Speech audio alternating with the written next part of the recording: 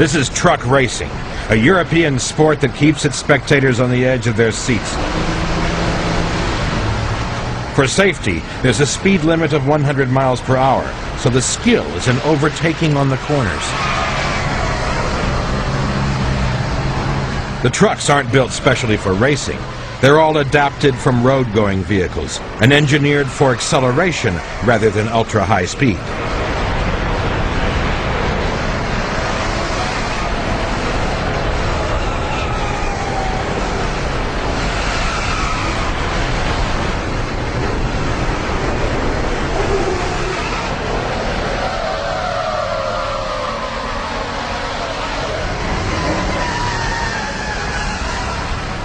Steve Parrish has been #1 in the World Championships 5 times in the last 7 years, and he's used to the rough and tumble of the racetrack.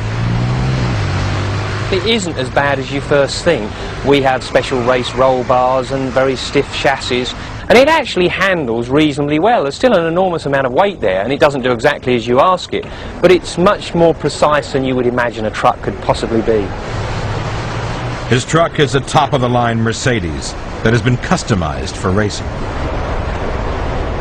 It's basically a 12-litre V6 engine, which in a road truck produces, I think, about 450 horsepower. The technicians and engineers work miracles with it and get it up to something like 1,250 horsepower, and I can tell you that is very, very impressive, not only to watch but to drive. It goes from 0 to 100 in 9.6 seconds. Keeping all that power in check means that there's a tremendous buildup of heat in the disc brakes. So water is sprayed directly onto the discs to stop them from overheating. We use something in the region of 85 litres of water during a 30-minute race, so it actually sprays a lot of water in. If the water runs out, the brakes wouldn't last more than 1 lap.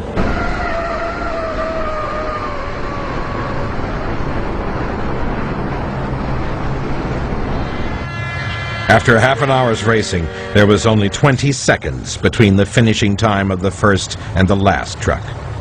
In this qualifying race, Steve has come in 5th, which places him 5th in line for today's final. After each race, the truck is weighed. There's a minimum weight limit of 5 tons to prevent the trucks from being rebuilt with lighter, more expensive metals. Information from each run is downloaded onto a computer. From this, the team can analyze the engine temperature and pressure, the G-forces, the suspension, and of course, Steve's performance around the corners. The teams are given 1 hour to prepare the trucks for the final.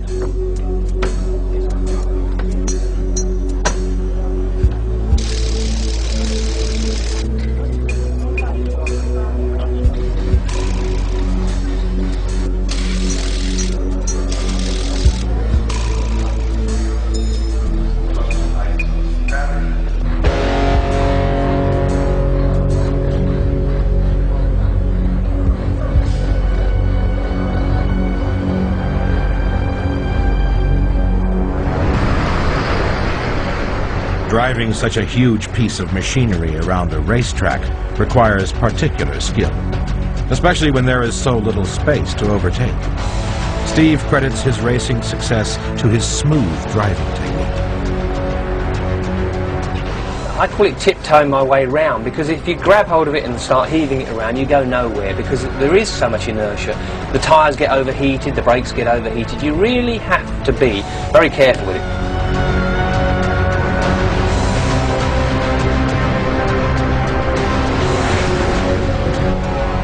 Even changing gear is a specialized technique. I have a choice. I can either use the paddles, which the green one is the up arrow for upshifting and the red one's for downshifting, so that's very simple. Or if I want to, I can use the stick shifter, but it's much easier. There's no gate or anything like that. It's just forward for faster and back for lower gear.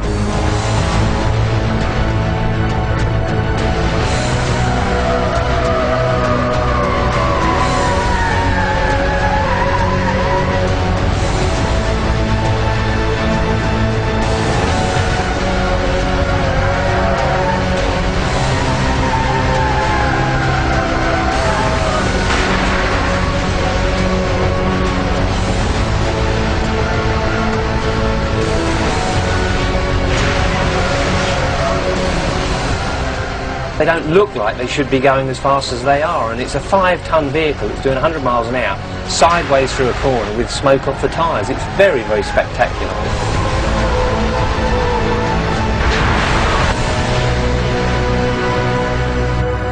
Unusually for Steve Parrish, this race has been a disaster.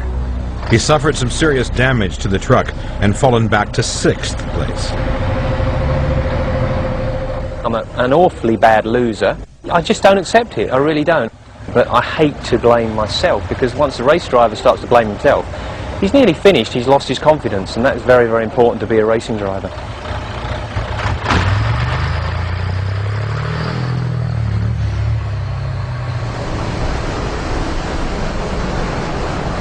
Steve has been racing trucks since the sport began in the early 80s.